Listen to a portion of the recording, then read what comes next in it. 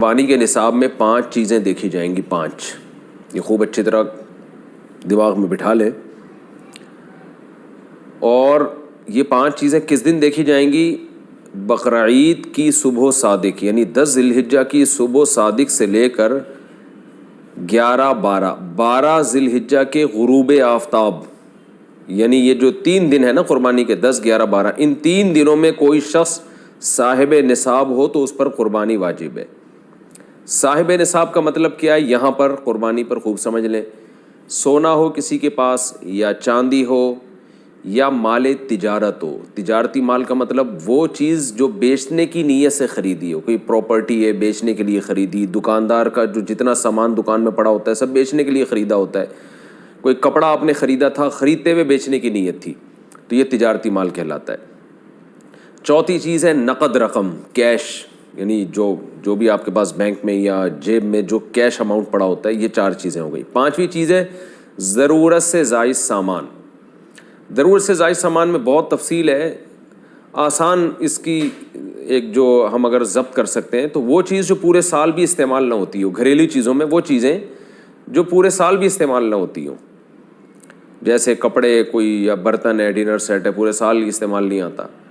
اسی طرح کوئی پراپرٹی پڑی ہوئی ہے جو نہ کرائے پر دی ہے آپ نے اور نہ آپ اس میں رہتے ہیں، وہ پراپرٹی بھی ضرورت سے زائد میں داخل ہے.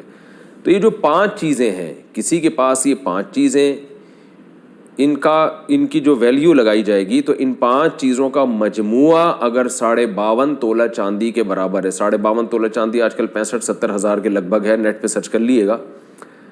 تو کسی کے پاس یہ 5 چیزیں، یا 5 میں سے 4 چیزیں، یا 4 میں سے 3 چیزیں، یا 3 میں سے 2 چیزیں، یا کوئی ایک چیز 52.5 تولہ چاندی کے برابر ہے، اور یہ بقرعید کی صبح صادق سے لے کر ذی الحجہ کی 12 تاریخ کی غروب آفتاب سے پہلے تک رہتی ہے اس کے پاس، تو ایسے شخص پر، یعنی بقرعید کی صبح صادق کے وقت اس کے پاس یہ نصاب موجود تھا، اور یہ 13 تاریخ کی ذی الحجہ تک اس کے پاس یہ نصاب موجود رہتا ہے، تو وہ صاحب نصاب کہلائے گا.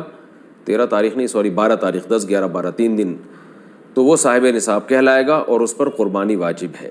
بشرطے کہ یہ جو 5 چیزیں یا 4 یا 3 یا 2 چیزیں میں نے بتائی ہیں، ان میں سے سب سے پہلے قرضہ مائنس کیا جائے گا، یعنی قرضہ مائنس کر کے 52.5 تولہ چاندی کے برابر بن رہا ہو.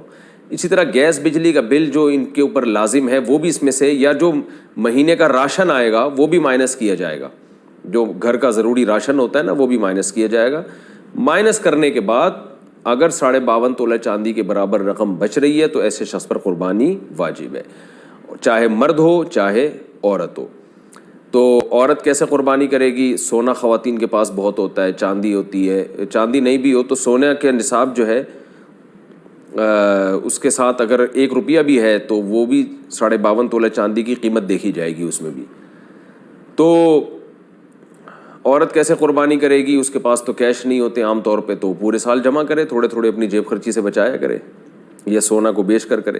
البتہ کسی کے پاس صرف سونا ہی ہے اور یعنی باقی 4 چیزوں میں سے کچھ بھی نہیں، 1 روپیہ بھی نہیں ہے، تو پھر 7.5 تولہ سونا جب تک نہیں ہوگا قربانی واجب نہیں ہوگی. یعنی سونے کے ساتھ اگر چاندی ہے یا پیسے ہیں یا تجارتی مال یا ضرورت سے زائد سامان ہے، پھر سونے کی ویلیو دیکھی جائے گی، سونے کو نہیں دیکھا جائے گا.